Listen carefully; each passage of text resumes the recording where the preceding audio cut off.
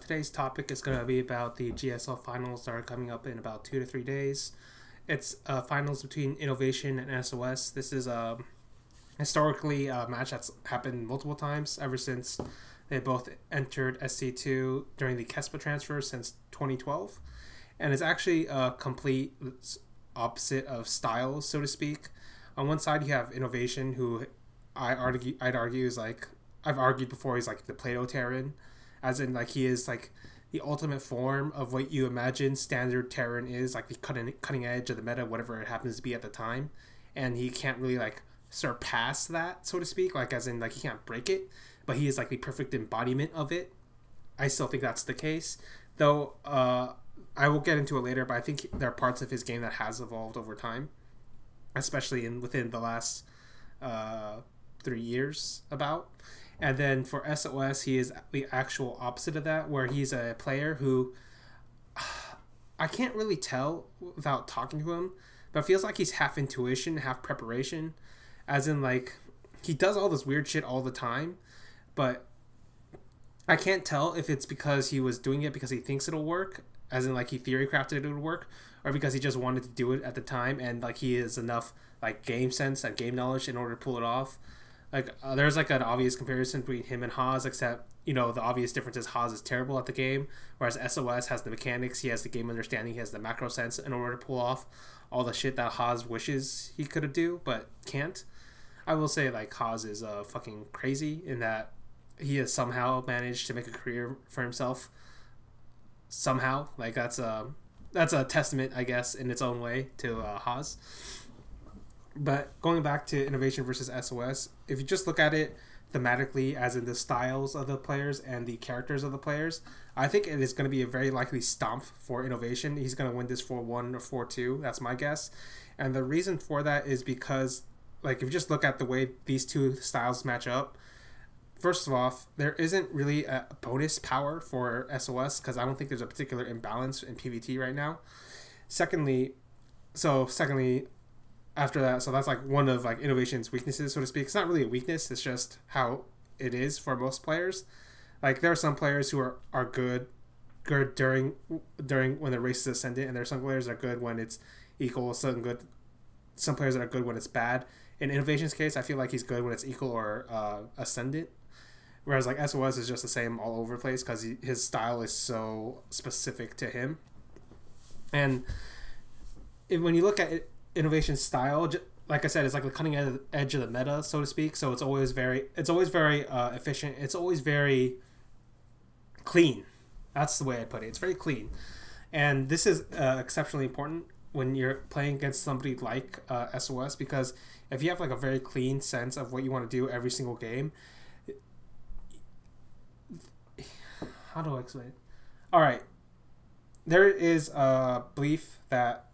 This was very old. I think it was 2014, 2015. There was this like weird thing going around about INnoVation that he wasn't an intelligent player. I actually think he was always an intelligent player. It was just a very specific type of intelligence.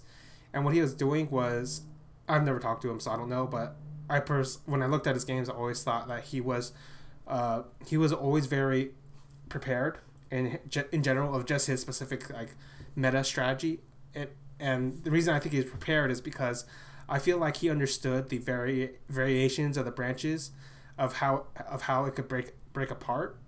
And then what he did was he made his build so efficient that he preempted these weird strategies so that they couldn't like affect him usually speaking. So that's why like he kind of railroads the game, because he's building the railroad faster than you are. He's basically like black in chess or black in like Go or something, where he's always taking the first move and you have to follow him rather than the other way around. And this is terrible for sOs, whose entire like play style is predicated on him taking the initiative. And so even though sOs will likely make the first moves, INnoVation's build should technically, whatever it is, just thematically over like their entire careers, when the two play against each other, thematically speaking, INnoVation's build will always preempt his, as in he will always have an answer before the actual hit comes usually. And the answer is usually like more units, more money, or like he'll be able to absorb the attack of play a normal game, and then like SOS is screwed. Because I feel like in a normal game, SOS has no chance against INnoVation. In the current like GSL, he's played against Bunny and he played against Beyond. And Bunny, he actually had a hard time playing in a straight up macro game against Beyond. Like he was playing these weird things that just didn't work. And I feel like the reason SOS did that was because he tried to play normal games against Beyond in their last GSL finals and he got stomped. But the difference between Beyond and INnoVation is that INnoVation is better at what Beyond does in like the mid to late game. Like you can argue like there's very specific points in the game where Beyond could technically be better than INnoVation, and that's like battle micro or one-dimensional kind of StarCraft.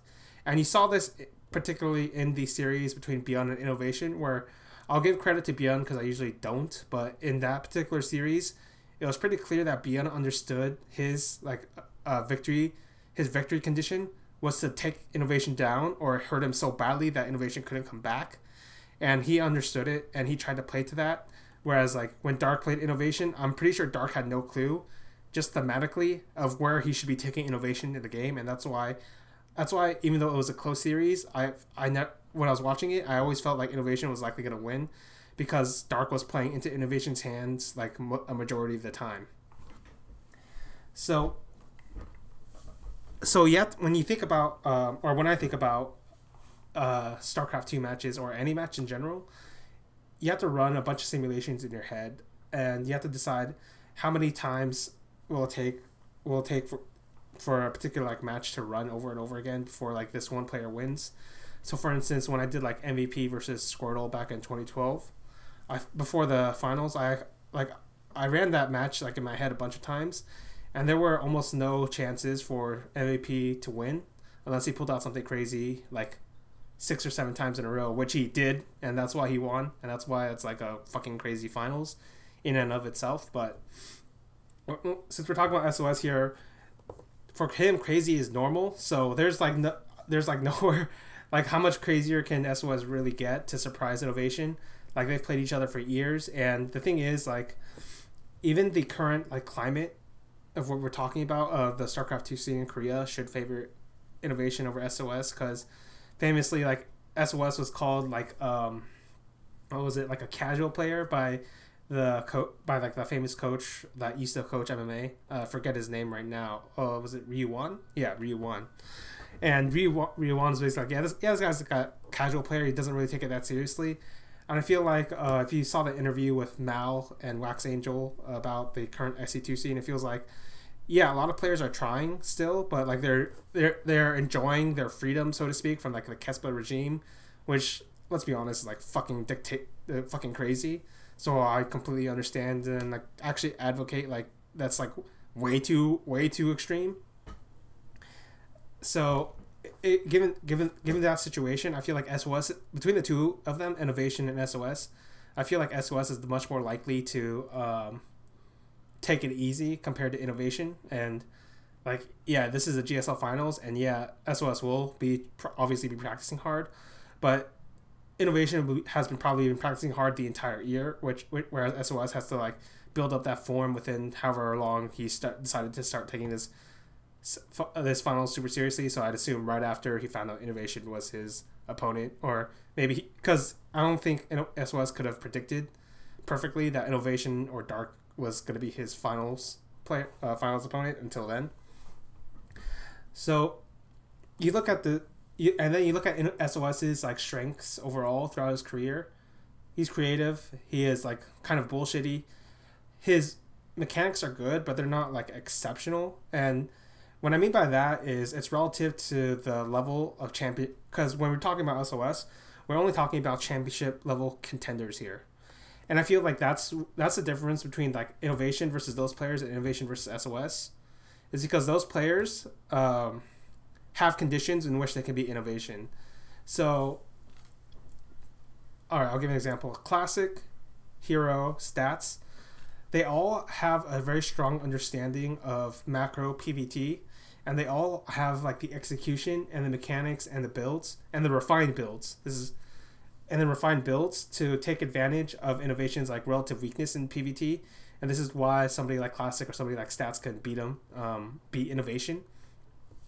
Whereas somebody like SOS, he doesn't have that refinement, and he doesn't have that sharpness, that sharpness to his attacks that you need to take out INnoVation. So that's obviously another like reason. Like that's like one of the simulations I was ran in my head. It's like, okay, can SOS play that kind of style to that level? I don't think so. I don't think he's as good as Hero. I don't think he's good as Stats. I don't think he's good as Classic in that specific style. So that's out. And then, like I said earlier, like the random chaos style of SOS is out. So is he going to play a normal game? No, he can't even. He barely beat like Bunny in a normal game. How the hell is he going to beat INnoVation in a normal game? That doesn't seem likely. So this is why, like, I'm looking at all these like victory conditions for SOS. Like that's another one that's out. Well, okay, SOS is like a clutch player, right? Absolutely, he's a clutch player. He's a big game player. But you look at him throughout the entire history, all of his great clutches have almost all come. Actually, they've all come from Weekender tournaments. When he beat the shit out of Marine King, when he played Jaedong, when he played Hero, when he won BlizzCon against Life. These were all Weekender tournaments, basically. These are all like 1 week. So like he has to get, and that's like a very specific style where both players, when they get into the finals, they have much less time to prep, much less time to psychologically prepare for their opponent. And this is where SOS gets them, because SOS is always composed. He'll always play to his level, whereas the others, they'll fall down. They'll choke a bit. Especially SOS's style, like, makes people like tilt like crazy. It's so annoying, right? Like Jakji was super prepared for SOS, and then like he got fucking murdered. I remember it was like at BlizzCon, and he had no clue what the fuck to do after just like one game. So that's not. But then you look at like SOS versus Beyond in the GSL Finals that Beyond won. Like, say SOS should, if SOS had a chance, it should have been there because that was like a big game, right? But like I said, there's a difference between a Weekender and a preparation tournament, and then Beyond basically just smashed the guy. So I feel like we're getting a rerun of that, except even more so because I personally feel like INnoVation is almost better in every aspect compared to Beyond. So it's going to be even worse than that. That's my guess as to why this is going to go that way. On top of that, like INnoVation, when we talk about his game overall, I feel like he isn't nearly as choky as he was when he first started. So we're talking about like that 2013 finals where he threw 4 games in a row. And when I mean throw, I mean literally throw, as in like if that was like a normal game, INnoVation would have just crushed it. But it wasn't a normal game. It was the finals, and like he fell under the pressure of the finals, and that's why he lost. Like, just go back and look at the semifinals. He crushed Symbols like Roachbane All-Ins a bunch of times. But all of a sudden, he can't do it against Sulky in the finals of the game. All of a sudden, he's like, in Game 7, he's like fucking flying all of his medevacs. And he boosts his medevacs. And then they lose their boost right as they run into a bunch of mutas. Like, what the fuck is that? Or like he's attacking rocks in the middle of the map at the same time and loses his entire army without shooting a shot. Like, that was like some ridiculous choke. But since then, he's been better. And I've never considered him a clutch player because when you look at like the players he's played against in like a bunch of these big games, none of them have felt like they played at like an ascendant level, and a bunch of them are like famously second place finishers, Biol, Su, guys like that, right? But I will say that INnoVation in general, I feel like I won't say clutch factor, but I feel like he's more composed. I feel like he will play more to his level all the time, and like he won't get flustered. And the reason I feel like this is like a recent development, or it was like a building development in 2015. But in 2016 he fell down, and then we find out later, I think it was like a year later, basically like the death of Kespa like super demotivated him, so he just played a bunch of League of Legends for like a year. So that's why he basically fell down there. But as for 2017, I feel like this is like a continuation of what I thought he was building up to towards the end of 2015, where like he was becoming a stronger player mentally speaking. And you see that in this current GSL Finals, where like he stuck to his guns when he was playing Beyond in a close series, and he stuck to his guns when he was playing against Dark, especially when like that technical pause happened. And this was like mirrored in the technical pause that happened against Tasia at BlizzCon. And then what happened during that one was like at BlizzCon versus Tasia was after the technical pause, INnoVation played like complete trash, whereas like Tasia just played normal and Tasia crushed him. And I was like, that could have been one of the best series we'd ever seen, except INnoVation like shit the bed there. And INnoVation didn't shut the bed here versus Dark, so I feel like he's not gonna get less shaken. So that's another shot against why SOS isn't like going to win this. Is because I feel like in the simulations I've run, SOS needs to get into like INnoVation's head, and INnoVation's head is a harder place to get into right now than it was before, like in the earlier days. So basically, if you look at it in the totality of their relative strengths and weaknesses, I'm finding it very very hard for SOS to win here. I think he's simultaneously going to need a better performance from himself, a weaker performance from INnoVation, and he's going to need it at least 6 times out of 7. You know, if he wants to like steal this, that's like the win condition for SOS. But if SOS does do it, that's you gotta respect it, obviously. But I'm pretty sure INnoVation's taking this. INnoVation to win another GSL. That's my prediction. Later.